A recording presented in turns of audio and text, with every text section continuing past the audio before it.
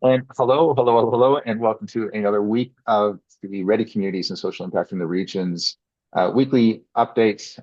My name is Chad Renando, and I'm here with. Harry Grace. Before we start, I'd like to acknowledge the traditional custodians and elders past and present. Excellent, thank you, Carrie. Another week, I think, is our third weekly update as we get a bit of cadence behind this, and it's been really interesting. One of the points that you brought up, and Carrie and I are still this week in different locations. Carrie's been on the ground in Grafton, where we're doing our second year of Ready Communities, and want to focus a bit on youth. And youth, every year that we do these things, it's always a conversation in communities. How do we engage youth, get them involved in leadership, from retraining to attracting to having jobs and occupations and their role in creative industries and hobbies and all sorts of things. When we go into a community, there can be a tendency to somebody wanting to support the community to say, "Hey, let us show you how to do something or what's happening." But really, what we find is just observing and really being open to say, "Look, we know typically youth is important, um, but Grafton's been serving up a whole nother level of opportunity from what we hear this week, right, Carrie?" Yeah, it really has. So I'm in Grafton full time right now, and that means I can really immerse myself in the community and have a look at what's going on here. So I'm I'm really I don't even know the word to use. I'm loving what I'm seeing in Grafton regarding youth. It's as if young people and youth leadership is actually integrated into everything that happens. So it's a consideration before something actually happens. So this week I've been to the Rotary Club and celebrated their international exchange students.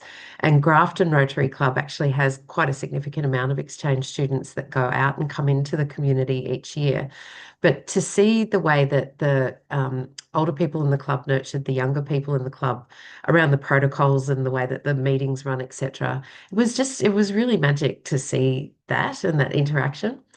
And then I went to Headspace, and Headspace has an excellent youth employment program, which is a pilot for the Headspace communities. And something that also, when I did a lot of work on youth labour forces in previous roles, we found that young people quite often slip through the systems because there wasn't that additional support that was needed. Even though there were a lot of programs in place, they often weren't funded enough to provide the actual support that young people need, and particularly young people that might come from more marginalised components of the community and they may not have cars or, role models in work, etc. But this program's really excellent. And then I went to the radio station, Love and Life, yesterday and discovered that they also have a youth leadership program. So they've got primary school kids on air for an hour. I think it was an hour each day. It might have been an hour each week. But the fact that they open up the station and let that happen is really significant. So I've started, I guess, digging around to find out what's in the water. Why are people doing this? And interesting in regional communities, because I write a lot about accidental leaders that people just do it. They don't even think about why they do it. It's just part of the culture here. But it really speaks to, and I love that how we're finding all the different pockets, and quite often even those pockets don't necessarily know about each other. Some they just kind of naturally emerge. And part of our role is to just observe, find it, but also we're very intentional about that mapping process. And again, these aren't things necessarily that you can map by just doing a Google search or because they don't pop up, but unless you're actually just sitting there and being in community. But the other thing that we do is we develop some of these focus areas and we try and make them different so we can get different aspects of the community. And part of that is we do map who we talk to, who's involved, start connecting those together with a culmination in the conference. And we have a series of activations coming up in Grafton. We held one on social enterprise and getting together some of the local leaders. And we have a series of activations coming up leading up to the Social Impact in the Regions conference in September. In fact, next week is a couple of them from Start Some Good around social enterprise. Yeah, so Start Some Good are coming up, and social enterprise is one of the focus areas. So I think it's really important for people to know that we don't make up the focus areas, which is why the words might be different to describe them in each community. So we really come in and find out where is their activity, where do people have opportunities that they really want to escalate, and how can we like where is there space where we can play a role? So social enterprise is an obvious one anyway, because that is a large component of the conference, social impact in the regions. But there's a real desire to increase social enterprise in this particular community. So particularly through the work that the Reverend Naomi Cook is actually doing, who's the Dean of Grafton. And so there's that. There's also, we're speaking with a local councillor about food security being one of the focus areas. So and that's important to all regional communities too. Housing always comes up, youth futures always comes up. I find it particularly interesting at a meta level to see what comes up in each community anyway, because there are some likely candidates that will, but how do they name that? And what is the angle that the community is interested in? And we can only learn that when we sit still and listen. Yeah, because in Kempsey last year it was agriculture communities. This year it's food security. A lot of similar themes, connection, but the emphasis. We're doing one around interconnectivity and even the youth futures, which was called in Kempsey. It's different youth emphasis and focus for that we're seeing in Grafton. And Kempsey was very much about education and employment pathways. And in part, that was also dictated by the fact that I'd done a lot of work in that community and knew that it was a need. So in Grafton, where we have a much more of a neutral playing field. So it's showing up in different ways in in Grafton. And I think leadership is really what I'm starting to observe is happening in this community. It's interesting having conversations with people as well about having either come back to Grafton as a returner and how that plays out too. So people like Kempsey, people really love this town. So this isn't about comparing town to town. It's just really about observing how things play out differently so that we can then like weave that learning into the communities that we're working in.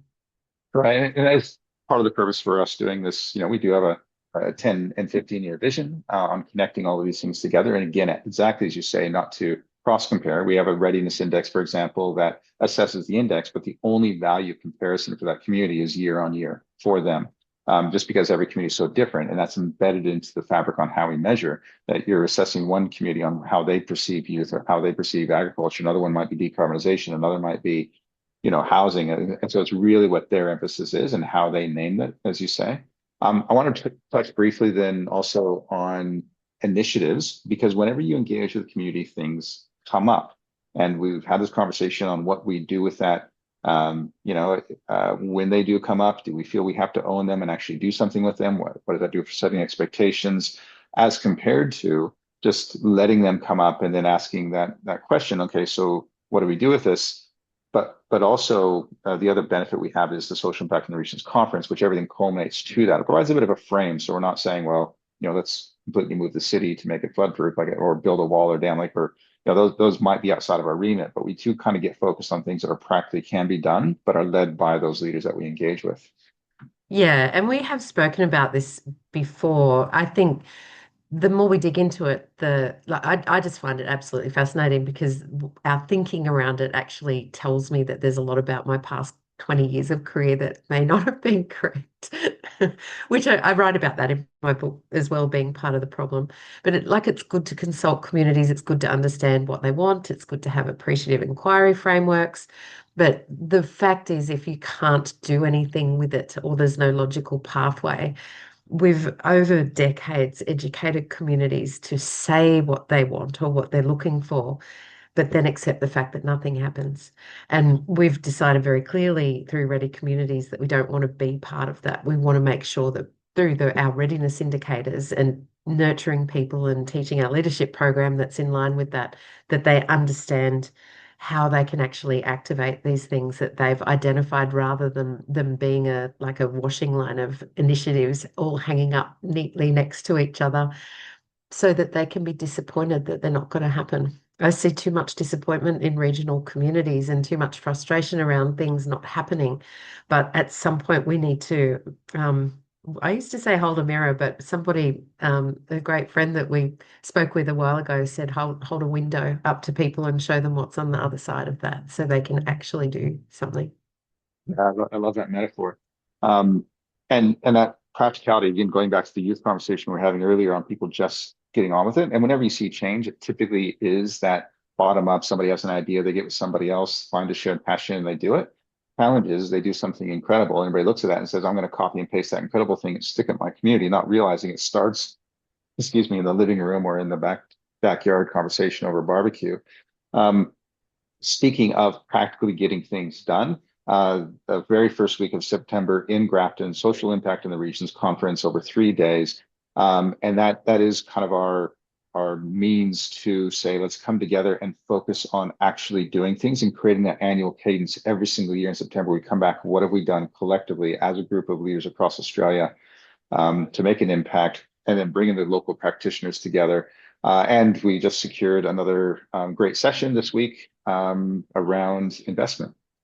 Yeah, Elise Parups is coming to speak on demystifying the impact economy, which I'm so excited about. So, not-for-profit people are educated again around, apply for a government grant and all of your problems will be solved. But without being disparaging towards government, because that's not my intention, it's not government's role to solve all of these problems, and they can't. They do not have the money to solve every problem that exists in our communities. I mean, to start with, I don't really believe in solving problems. I believe in working towards aspirations or opportunities. But aside of that, Elise will be talking about that impact economy and different ways to seek different types of investment. And when you look at the numbers that Elise is talking about, she's talking about $7 trillion of investors' money that is sitting in the Australian economy, that only a minute percentage of that is actually leveraged for social impact at this point. So I really want social impact practitioners, not-for-profit managers, whatever role you want to identify with, to come and understand that there's different ways to fund the good work that you're doing. And this workshop is absolutely going to be doing that. So thank you, Elise, for joining us. Yeah, it's going to be incredible. Um, so uh, that's in September. And then next week, you and I will be down in both Grafton and Kempsey. We're running those workshops, as we said, for Start Some Good. We're also going to be attending a 60-year anniversary for the Dalaigur Pre-School. And just really to put that in perspective, I mean, this thing started in 1965 as an early childhood development center for Aboriginal kids.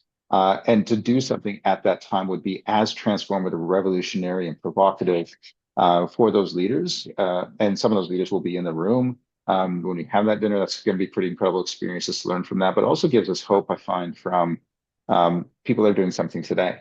And we can ask that question for whatever we're doing today. Who's going to be celebrating that work in 60 years saying, oh, wow. And we see those little things pop up across Australia, those leaders. And I really think that's a lot of the work that we do, is trying to advocate for those, put a spotlight on it, and really shine the opportunities. Yeah, well, you and I debate a lot about that word leader, and you know how much I don't like the word.